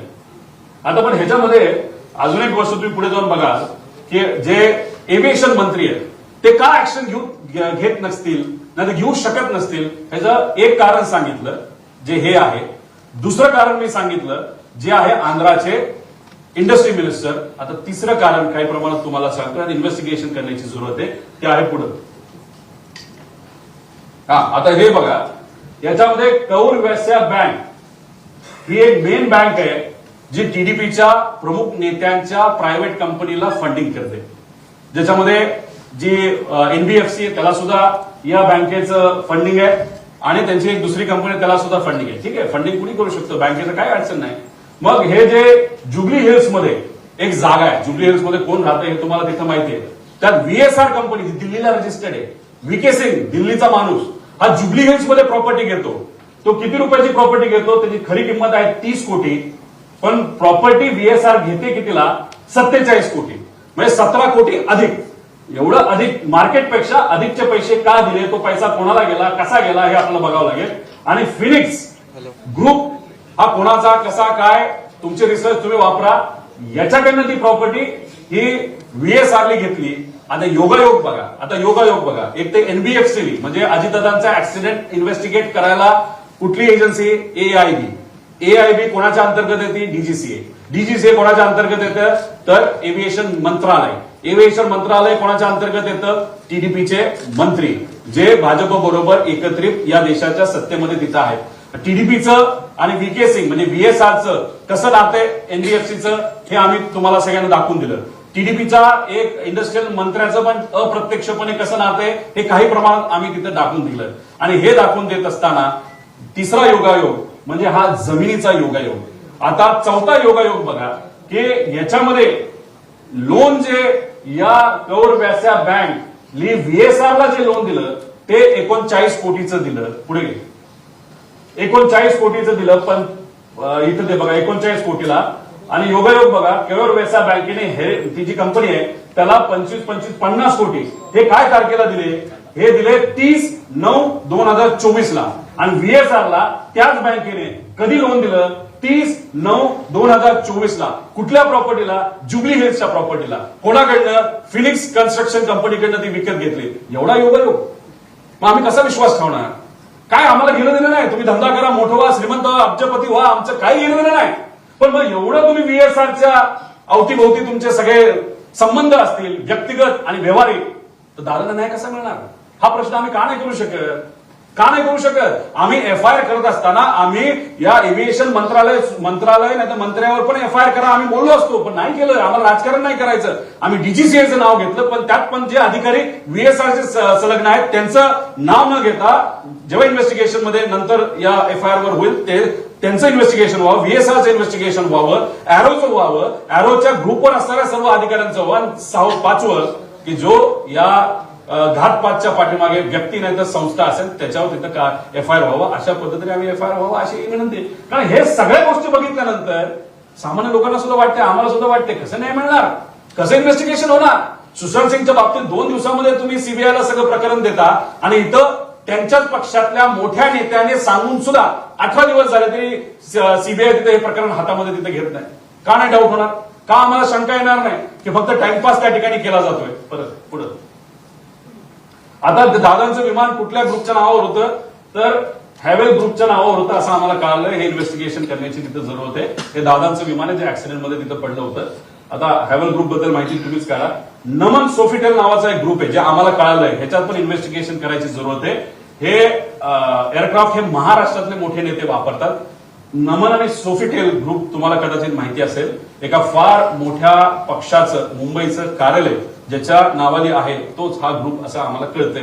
याच्यात इन्व्हेस्टिगेशन करून खोलात जाऊन माहिती घेण्याची जरूरत आहे. मग असे लोक जर एवढे मोठे व्यावसायिक जर या बीएसआर कंपनीच्या पाठीमागे असतील तर म्हणूनच तो आमच्या लोकांना फोन करून म्हणतोय कोई हमारा कुछ बिगाड नाही सकता. एवढा अहंकार. आणि तो सुद्धा काय, आम्ही फक्त मागतोय दादांना न्याय मिळावं आणि हे मासे पैसे वाचवण्यासाठी, इन्व्हेस्टर वाचवण्यासाठी, ज्यांची विमान आहेत त्यांना वाचवण्यासाठी आणि हे लोक त्या बीएसआरला वाचवण्यासाठी दिवस रात्र प्रयत्न करतायत. मग आमच्यासारख्या सामान्य व्यक्तीचा काकाला न्याय देण्यासाठी, नेत्याला न्याय देण्यासाठी, मराठी माणसाला न्याय देण्यासाठी जो प्रयत्न आहे हा प्रयत्न नाही का? ह्याला न्याय मिळणार नाही का? असे प्रश्न आम्हाला सुद्धा आता त्या ठिकाणी पडायला लागले. पुढे आता ह्या 27 कंपन्या ज्या काढलेल्या आहेत ह्या सगळ्या कोलकाताला रजिस्टर्ड कंपन्या आणि ह्याच्यात किती कोटी रुपये फिरलेत तर ह्याच्यामध्ये 868 कोटी रुपये ह्या सगळ्या कोलकाताच्या खोकला कंपन्या.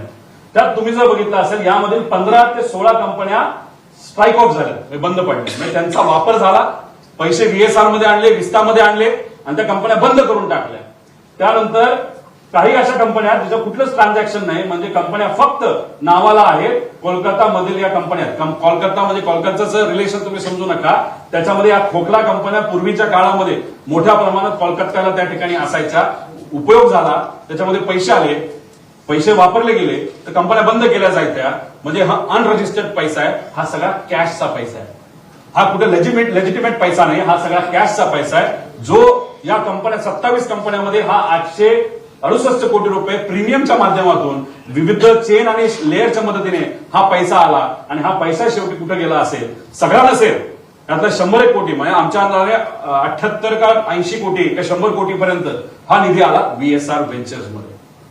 पुणे हा माणूस 16ला कंपनी चालू केली, म्हणजे 14ला रजिस्ट्रेशन घेतलं, 16ला 10 कोटीचा टर्नओव्हर, आता त्याची मालमत्तेची व्हॅल्यू आहे 500 कोटी आणि एवढा निधी असंच मिळत असेल तर महाराष्ट्रातल्या सामान्य कुटुंबातल्या एखाद्या युवांना जर 1 कोटी दिला तरी ते खुश राहतील. मग हा पैसा आला कुठून? मग हे सगळं नेटवर्क कोणाचं आहे हे खरंच आम्हाला माहिती पाहिजे. का धंदा करतोय म्हणून नाही, मग ह्याच्या पाठीमागे एवढा निधी असणारा कोणतरी मोठा माणूस असू शकतो, नाही अनेक माणसं असू शकतात ज्यांना त्याचा पैसा वाचवण्यासाठी व्हीएसआरला वाचवणं हे फार महत्वाचं आहे. नाही तर व्हीएसआरांचं नाव सांगेल म्हणून कुठेतरी हे घाबरतात आणि म्हणून दादांना न्याय मिळत नाही, ही आमच्या सगळ्यांची भूमिका आहे. म्हणून हा मुद्दा इथं मांडणं फार महत्वाचं आहे. याच्यात अजून खोलात आम्ही जाऊ शकतो पण आम्हाला जायचं नाही, कारण आम्हाला काय पाहिजे तर इन्व्हेस्टिगेशन योग्य पद्धतीची त्या ठिकाणी व्हावी अशी आमच्या सगळ्यांची भूमिका आहे. ईडीला बघा आम्ही ही यादी दिली, ईडी कदाचित उद्या जाऊन जर याच्यात काहीच नाही झालं, जर कुठंच काही कुठं निघत नसेल तर आम्ही ईडीला तक्रार करणार आहोत. आधी आमच्यावर कारवाई केली म्हणून आम्हाला जायला लागायचं, मग या विषयासाठी आम्हाला ईडीकडे जावं लागेल.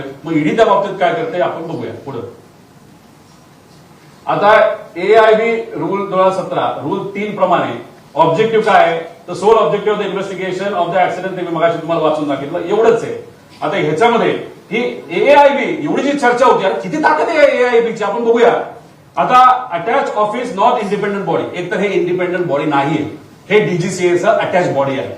Not establish by any act of parliament, पार्लमेंटचं काही घेणं देणं नाही, कुठल्याही पार्लमेंटने ह्याला काय ऍक्ट करू नये. डीजीसीएचा हा निर्णय, ती इन्व्हेस्टिगेशन बॉडी त्यांनी तिथं सुरू केली.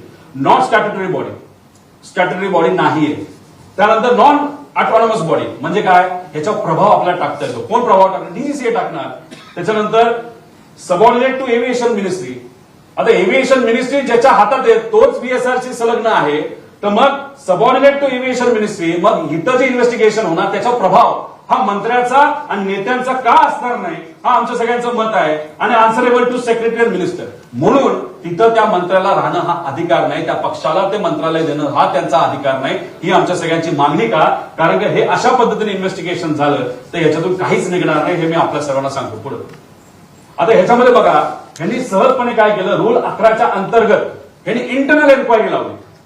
हा जो रूल 11 आहे हा aircraft investigation and accident and incident rule 17 अनुसार एआयबी हे 2 प्रकारे इन्व्हेस्टिगेट करू शकते. हे 11 आणि 12. आता याच्यामध्ये परिवारातला एक व्यक्ती म्हणून, नागरिक म्हणून आमची सुद्धा मागणी आहे 11 प्रमाणे नको. म्हणजे घरच्या घरी सगळे अधिकारी टाकले जातील, घरच्या घरी हे रिपोर्ट बनवले जातील आणि क्लीन चिट त्या ठिकाणी दिली जाऊ शकते अशी आमच्या सगळ्यांची शंका आहे. तर आमचं म्हणणं आहे की रूल 12 प्रमाणे व्हावं. याच्यामध्ये तपास हा केंद्र सरकार एका खुल्या कमिटीद्वारे केला जातो. म्हणून आम्ही म्हणतोय की राहुल गांधीजी ज्या लीडर ऑफ ऑपोजिशन आहे त्यांना या कमिटीमध्ये घ्यावं आणि इतर जे जजेस आहेत, माजी जज वगैरे यांना याच्यामध्ये टाकावं, तरच पारदर्शक पद्धतीने इथं एन्क्वायरी होईल. आणि ही फक्त आमची मागणी असं समजू नका.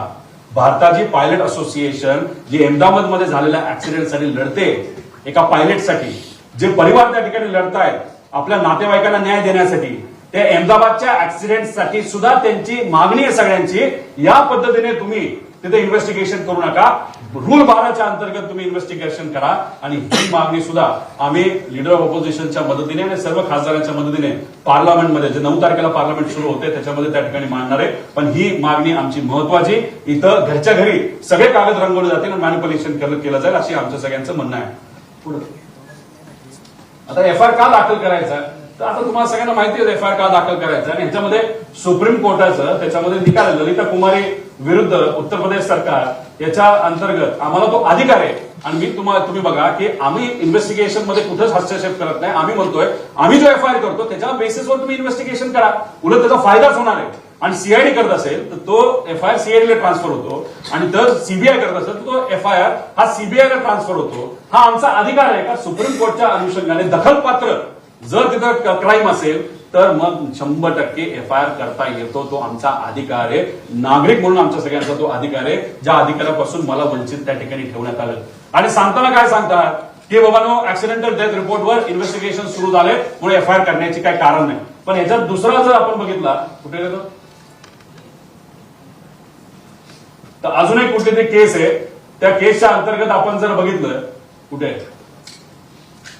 काय बोलतो तो दुसरा आहे. जर केंद्र सरकार विरुद्ध एक कोणतरी कुमार नावाचा एक व्यक्ती त्याच्यामध्ये ऍक्सिडेंटल डेथ रिपोर्ट असेल तरी तुम्हाला तिथे एफआयआर करता येतो. तो तुमचा अधिकार आहे. त्या अधिकाऱ्यापासून तर मला वंचित ठेवलं. याच्यामध्ये पुढे याच्यामध्ये आपण एफआयआर का गरजेचं होतं मी आपल्या सगळ्यांना सांगितलं. मॅनिप्युलेशन होऊ नये, का पटकीने हा तपास त्या ठिकाणी व्हावा. आणि हे जे संबंधित मंत्र्यांचे जे काय राजीनामा का घ्यायचा, कारण मी तुम्हाला सांगेन डीजीसी वगैरे त्यांच्या अंतर्गत व्हीएसआरचं त्यांचं रिलेशन आहे. आणि एफआयआर झाल्यानंतर इन्व्हेस्टिगेशनला एक व्यापकता त्याच्यामध्ये येईल. अॅरोला का करावं, अधिकारी त्यांनी ते विमान दिलं, ती व्हीएसआर कंपनी तिथे इंट्रोड्यूस केली, त्याच्यात अधिकारी आहेत. त्या ग्रुपमध्ये अधिकाऱ्यांचं नाव मी घेतलं, कलम तुम्हाला सांगितला. त्यानंतर व्हीएसआर का, आता एवढे पुरावे दिल्यानंतर व्हीएसआर काय याच्या पुढे मी काही सांगणार नाही. आणि डीजीसी आहे का, डीजीसीएच मदत करते. आणि क्रिमिनल जे 5वा आहे त्याच्यामध्ये क्रिमिनल अँगल असल्यामुळे जी व्यक्ती आणि संस्था त्या क्रिमिनल कॉन्स्पिरन्सीच्या मागे असतील तर मग ते इन्व्हेस्टिगेशन व्हावं यासाठी आम्ही एफआयआर मागत होतो. पुढे सीआयडीचा तपास नेहमी एवढंच जलद गतीवर आहे, चाललंय पुढे चाललाय पुढे चाललाय. काय चाललाय ते मला एआयबी रिपोर्टवर आमचं जास्त अवलंबून आहे. पण एआयबी रिपोर्टमध्ये जर डिस्क्रिपन्सीज येत असतील, त्याच्यामध्ये चुका असतील तर मग हे कसं, म्हणजे हे कसा तपास पुढे जाणार अशी आम्हाला शंका त्याच्यामध्ये वाटते. काही लोक म्हणले तुम्ही मुंबईमध्ये का प्रयत्न करा, तुम्हाला अधिकार आहे. बारामतीमध्ये जाऊन गर्दी होऊ नये म्हणून आम्ही काय केलं की मुंबईला जेव्हा डीजीसीएचा प्रायमरी रिपोर्ट 24 तारखेला आला त्याच्यामध्ये त्यांनी अप्रत्यक्षपणे व्हीएसआर हे जबाबदार आहे हे सांगितलं होतं. त्या अनुषंगाने त्या मुद्दा घेऊन 24 पर्यंत शांत बसलो आम्ही, फक्त रिपोर्ट यावा म्हणून. आणि रिपोर्ट आल्यानंतर एफआयआर हा मुंबईत का गेला, तर 0 एफआयआर हा आमचा अधिकार आहे, कुठेही करू शकतो. नंतर तो एफआयआर ट्रान्सफर होतो. पण तो अधिकार असताना सुद्धा आम्हाला तिथे काय करून दिलं नाही.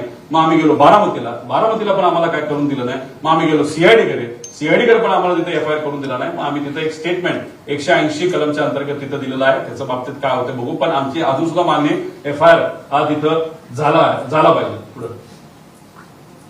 आता ह्याच्यामध्ये बघा रोहित पवार फक्त विरोधात आहे, एवढाच फरक आहे.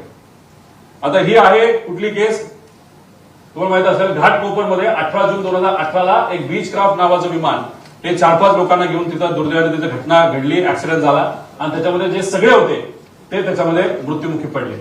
व्हिजिबिलिटीचं कारण हे सांगण्यात आलं, काहीच झालं नाही. ते बिचारे जे पालक होते, नातेवाईक होते, ते नुसते पोलीस स्टेशनला जात गेले. अरे एफआयआर करा. आता ऍक्सिडेंटल डेथ रिपोर्ट झाला होता का? हो. AIB तपास चालू करत होतं का? केली होती. आणि मग या लोकांची इच्छा होती FIR झाला पाहिजे, नाही FIR होत झाला. मग 9 महिन्यानंतर किरीट सोमय्यांच्या मदतीने, त्यांचं मी आभार व्यक्त करतो, त्यांनी पुढाकार घेतला.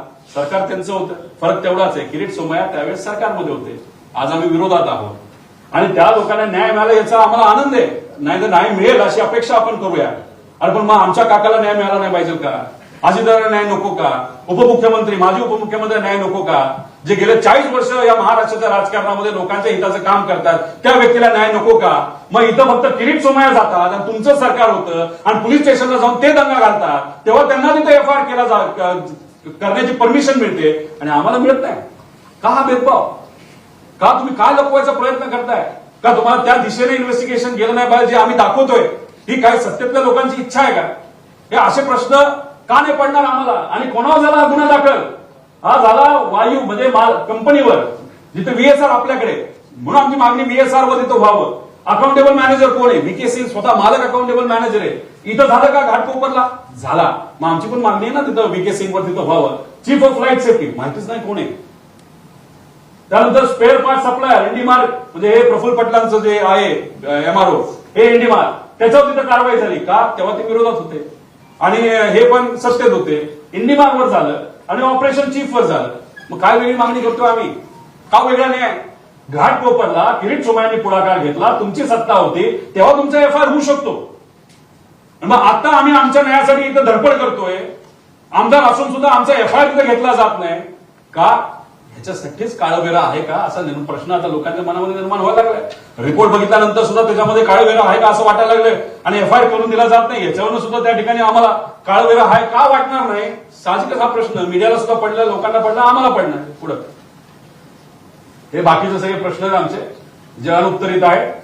FIR दाखल केला जात नाही, बाकी सगळा डेटा वगैरे ते सगळं मी त्यात खोलात जाणार नाही पुढं.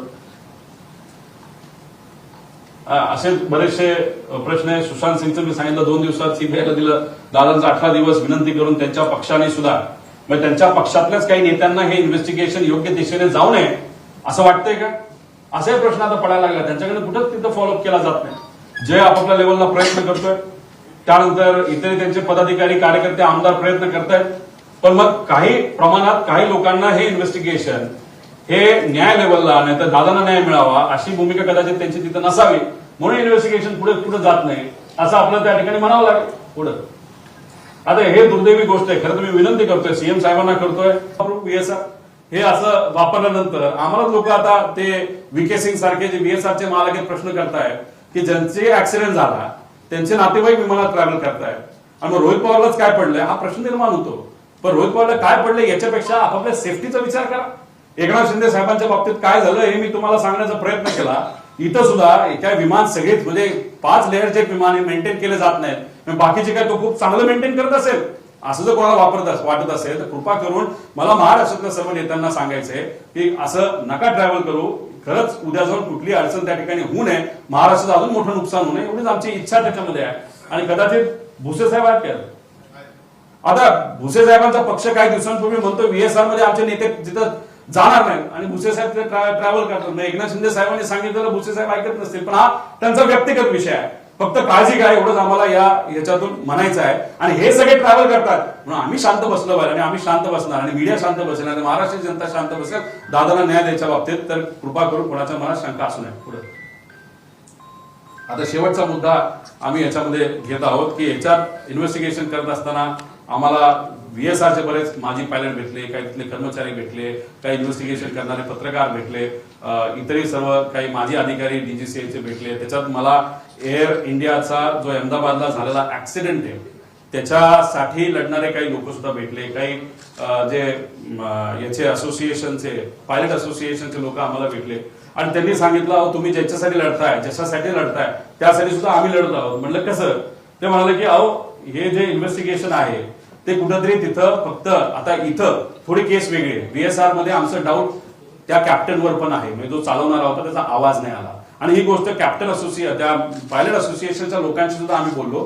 त्यांनी मान्य केलं की तुमची थोडीशी केस तशी वेगळी आहे, आमची थोडीशी वेगळी आहे. पण आमच्या बाबतीत बोईंगला वाचवण्यासाठी आणि एअर इंडियाला वाचवण्यासाठी कुठंतरी दुर्दैवी तो पायलट नाहीये, पण 91 वर्षाचा त्या पायलटचे वडील विनंती करत आहे की माझा जो मुलगा याच्या दुर्घटनेत गेलेला आहे त्याचं नाव जे खराब केलं जातं हे योग्य नाही आणि इन्व्हेस्टिगेशन जर रूल 11च्या अंतर्गत होत असेल तर त्याला कधीच न्याय त्या ठिकाणी मिळणार नाही, 12च्या अंतर्गत व्हावं, जे खरं ते लोकांसमोर आलं पाहिजे. असं 91 वर्षाचा वडील त्या पायलटचा जो त्याच्यात दुर्दैवी घटनेमध्ये मृत्युमुखी पडला अशी त्यांची इच्छा आहे. त्या पायलट असोसिएशन 5,500 पायलट आहे त्यांची ती इच्छा आहे आणि त्या अनुषंगानेच आम्ही आता आमचा जी काय मागणी आहे ती 12 रूलच्या अंतर्गत केली. पण त्यांच्याकडनं ऐकल्यानंतर हे बघा तिथं फक्त ते विमान जर बघितलं तर आपल्याला असं वाटेल की तिथं जो ऑइल स्विच होता, जो पेट्रोलचा स्विच होता तो बंद चालू झाला का दुसरं काय झालं, पायलट हे केलं ते केलं. पण ह्याच्या खोलामध्ये आपण जर गेलो तर अल जझीरा नावाची एक हे जे त्यांचं एक तिथं ऑपरेशन त्यांनी केलं होतं बोईंगच्या विमानाचं. बोईंगचं हे जे स्पेसिफिक मॉडेल आहे 7878 सगळ्यात जास्त 27 मॉडेल हे आपल्या देशामध्ये एअर इंडियाकडे. हे कधी घेतलं होतं 2004-5च्या आसपास हे डील झालं होतं. तेव्हा कोण मंत्री काय मंत्री हे तुम्हाला त्याच्यामध्ये माहिती आहे. हे मॉडेल तसं योग्य नव्हतं टेक्निकली असं अनेक लोकांचं मत होतं.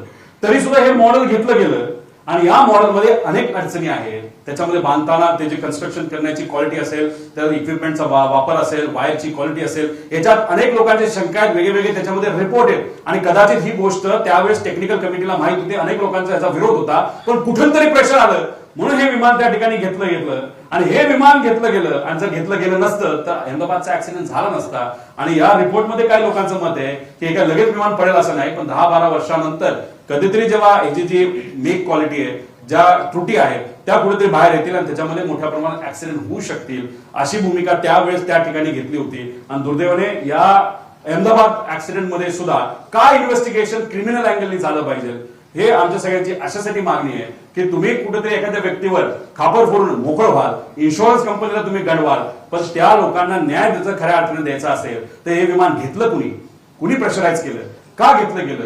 तेव्हा जेव्हा बोईंग 787 का 47 आहे का ते 8 पेक्षा 9 हे ऍडव्हान्स मॉडेल असताना सुद्धा 8 का घेतला असे अनेक प्रश्न आहेत. पुढे घ्या. मग याच्यामध्ये ती डील किती रुपयाची झाली, कशी झाली, काय झाली, कुणी घेतलं, कशासाठी घेतलं, कोण कोण त्याच्यामध्ये जबाबदार होतं, कोण त्याच्यामध्ये पॉवरमध्ये होतं, कोण काय होतं, या सगळ्या खोलामध्ये गेल्यानंतर आणि त्यातल्या काही केसेस म्हणजे जसं की सीबीआयकडे काही केसेस आहेत याच प्रकरणामध्ये. हे विमान जेव्हा घेतलं गेलं होतं सीबीआयकडे काय केसेस प्रलंबित आहेत त्या फक्त प्रलंबितच का ठेवल्या, ईडीकडे काय केसेस आहेत त्या प्रलंबित तुम्ही काय ठेवल्या. जर सीबीआयने त्याच्यामध्ये खोलात जाऊन जर खरंच काय घडलं, खरंच चुकीच्या क्वालिटीची विमानं घेतली होती का, त्याच्यामध्ये काय चुकीच्या गोष्टी झाल्या होत्या, याच्यात जर सीबीआय गेलं असतं तर कदाचित अहमदाबादचा ऍक्सिडेंट आपल्याला थांबवता आला असता. पण नाही, त्यात राजकारण आलं. काही लोक सत्तेत असल्यामुळे कदाचित त्यांचा वजन हे जास्त त्यांच्यावर असल्यामुळे त्या गोष्टी त्या ठिकाणी थांबवल्या गेल्या, नाहीतर त्या फ्रीझर मध्ये टाकण्यात आल्या. आणि दुर्दैव असं की त्याच्यामध्ये 300 लोकांची, सामान्य लोकांची जे कुठेतरी लंडनला चालले होते काहीतरी स्वप्न घेऊन, त्यांचा त्याच्यामध्ये मृत्यू झाला. त्याला जबाबदार कोण हे जर शासनाला आपण नाही विचारणार तर कोण विचारणार असा प्रश्न त्या ठिकाणी येतो. पुढे आता त्यात काही वकील पण होते आणि काही पायलट होते. मी म्हणलं याचा अजून माहिती मला कुठं मिळेल तर त्यांनी सांगितली की descent of air India Jitendra Bhargava. मग हे विमान हे मी पुस्तक विकत घ्यायला गेलो ते काय मला विकत काय मिळालं नाही, त्याला वेगवेगळे कारण हे दाबण्यात आलं, थांबवण्यात आलं, हे सगळे विषय. पण ऑनलाईन कुठेतरी हे मिळतं असं आम्हाला त्या ठिकाणी कळलंय. त्यामुळे हे जे काय आहे या विषयामध्ये राजकारण येतं. जसं आमच्या इन्व्हेस्टिगेशन मध्ये आम्हाला कोणतरी अडवते, एक मोठी शक्ती अडवते, त्यात राजकीय शक्ती का व्यावहारिक शक्ती हे आम्हाला सांगता येत नाही. म्हणून आम्हाला दादांना न्याय देण्यासाठी उशीर होतोय. अहमदाबादमध्ये सुद्धा एक वेगळ्या शक्ती या राजकारणामुळे ना त्या व्यावसायिक शक्त्या याच्यामध्ये अडकल्या असल्यामुळे त्या 300 लोकांना न्याय हे दुर्दैवाने तिथं देता येत नाही असं आमच्या सगळ्यांची भूमिका आहे. त्यातलं राजकारण बाजूला करून पारदर्शक पद्धतीने इन्व्हेस्टिगेशन झालं आणि 12च्या अंतर्गत रूल 12च्या अंतर्गत झालं तरच न्याय मिळू शकतो असं आम्हाला सगळ्यांना तिथं वाटतं. म्हणजे एअर इंडियाच्या लोकांना सुद्धा वाटतं, लोकांना म्हणजे तिथं काम करणाऱ्या लोकांना, त्यांच्या नातेवाईकांना जे दुर्दैवाने मृत्युमुखी पडले आणि आम्हाला सुद्धा दादांच्या बाबतीत हेच त्या ठिकाणी वाटतं. हे आपल्या सर्वांसमोर मला सांगायचं होतं आणि हे प्रेझेंटेशन त्याच्यामध्ये आपल्या सर्वांसमोर आणलं. याच्यात मी रिपोर्ट कव्हर केला, अजून काही पार्टीची लिंकिंग या VSRचं कसं आहे, त्यानंतर DGCA कसं याच्यामध्ये इन्व्हॉल्ड आहेत, अजून बरेच पुरावे आहेत. पण अजून 1-2 तास हे प्रकरण पुढे जाऊ शकतं. याच्यात पुढच्या काही दिवसांमध्ये दिल्लीत जाऊन म्हणजे एकतर आमचे खासदार आहेत ते तर मुद्दा घेतीलच. काही दिवसांपूर्वी राज ठाकरे साहेबांना मी भेटलो. 2-3 दिवस सुट्टी असल्यामुळे आणि बरेच इतर कार्यक्रम काही नेत्यांचे असल्यामुळे उद्धव ठाकरे साहेबांची वेळ मागितली की आजची आम्हाला मिळेल. एकनाथ शिंदे साहेबांची मागितली ती आजची त्या ठिकाणी मिळेल. सीएम साहेबांना मी भेटलेलो आहे आणि मग दिल्लीत जाऊन तिथे असणारे जे कोणी इंडिया आघाडीचे सर्व नेते आहेत, खास करून राहुल गांधीजी यांची वेळ आम्ही मागितलेली आहे. पुढचे 4 दिवस दिल्लीत जाऊन तिथं बसून ज्या ज्या लोकांना भेटता येईल आणि अधिवेशनामध्ये इन्व्हेस्टिगेशन 12 रूल 12च्या अंतर्गत दादांच्या केसचं सुद्धा आणि अहमदाबादच्या केसचं सुद्धा व्हावं अशी मागणी तिथं आम्ही करणार आहे. आणि आमच्याकडची जी कुठली माहिती आहे ती माहिती त्या ठिकाणी आम्ही देऊ. आम्हाला काही लोकांनी सांगितलंय की तुम्ही एक काम करा, डीजीसीएचं कार्यालय हे दिल्लीत आहे, दिल्लीत जाऊन एफआयआर करण्याचा प्रयत्न करा आणि 0च्या अंतर्गत ते ट्रान्सफर करून घ्या.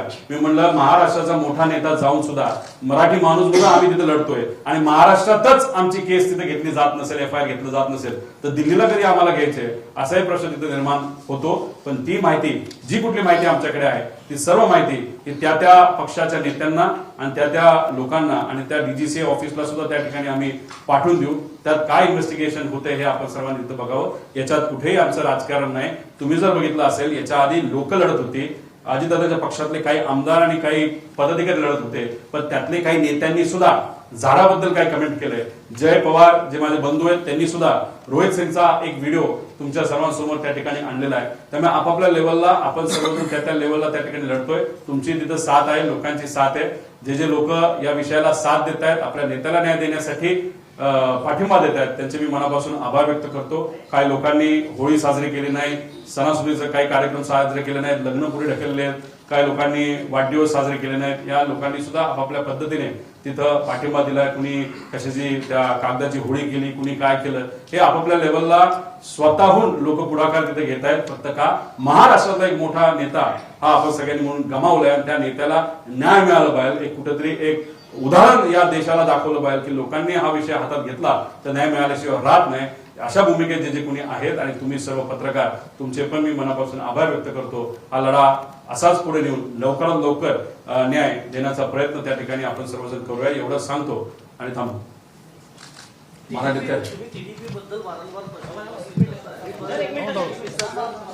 टीडीपीचा जर रोहितदादा पूर्ण इतिहास पाहिला तर सगळे नेते आर्थिकदृष्ट्या प्रचंड ताकदवान आहेत. दुसरं, जेडीयू प्रमाणे टीडीपी हा महत्वाचा एक टेको आहे केंद्र सरकारमध्ये. अजूनही नायडूंना साधी विचारणाही केलेली नाही. पीएम असतील, एचएम असतील, तुम्ही 3 पत्रकार परिषदा घेताय, दिल्लीत घेताय, मुंबईत घेताय. वाटतंय तुम्हाला टीडीपीला काही सेटबॅक बसेल? आम्ही विरोधातले आमदार आहोत, महाराष्ट्राचे नागरिक आहोत. तिथं आम्ही आमच्या लेवलवर जी कुठली माहिती येते ती माहिती घेऊन आम्ही लढत आहोत. खऱ्या गोष्टी लोकांसमोर आम्ही आणतोय. कुठेतरी आता अजितदादांच्या पक्षाची सुद्धा जबाबदारी आहे की तुम्ही सुद्धा सत्तेत आहात, तुम्ही भाजपचा मित्र पक्ष आहात. जसं टीडीपी आहे तसं तुम्ही आहात. तुम्ही तुमच्या लेवलला थोडंसं लढाई लढा. तुम्ही हा मुद्दा त्या ठिकाणी मांडा. अधिवेशनामध्ये पार्लमेंटमध्ये जेव्हा पार्लमेंट चालू होईल 9 तारखेला तेव्हा विरोधी पक्ष नेता राहुल गांधींना भेटून त्यांच्या मदतीने व इंडिया आघाडीचे सर्व घटक पक्ष आहेत त्याचबरोबर एकनाथ शिंदे साहेबांच्या पक्षाला सुद्धा आम्ही विनंती करणार आहे जे इंडिया बरोबर तिथे आहे की त्यांनी सुद्धा तिथे मुद्दा मांडावा. पण बघा आम्ही काय सांगतोय लोकांना सुद्धा कळलं पाहिजे की राजकारण काय लेवलला चाललेलं आहे की मित्राची बाजू घेण्यापेक्षा राजकारण हे जास्त, राजकारणाला जास्त महत्व तिथे दिलं जाते. राजकारण कसं टिकेल, सत्तेत आपण कसं राहू हे कुठेतरी काही लोक प्रयत्न करत आहेत. पण आपण विरोधात असलो तरी लोक, पत्रकार, आपण रील करणारे लोक, छोटे छोटे चॅनल चालवणारे लोक हे मात्र अजितदादांसाठी तिथे लढत आहेत. आपण हा लढा कायम ठेवू. कुणीतरी लढलं पाहिजे, त्याशिवाय न्याय मिळणार नाही. एवढं लढल्यानंतरच कुठेतरी सीआयडी वाले पत्रकार परिषद घेत आहेत, एवढं लढल्यानंतरच कुठेतरी रिपोर्ट आला तरी, पण हे आल्यानंतर सुद्धा त्यात काही त्रुटी आहेत. त्यामुळे आम्हाला कुठेतरी भीती वाटते की मॅन्युप्युलेशन केलं जाईल आणि जे केलं जाते त्यामुळे अजून हा लढा पुढे नेऊन पार्लमेंटमध्ये काय करता येईल का असा प्रयत्न त्या ठिकाणी आम्ही करू.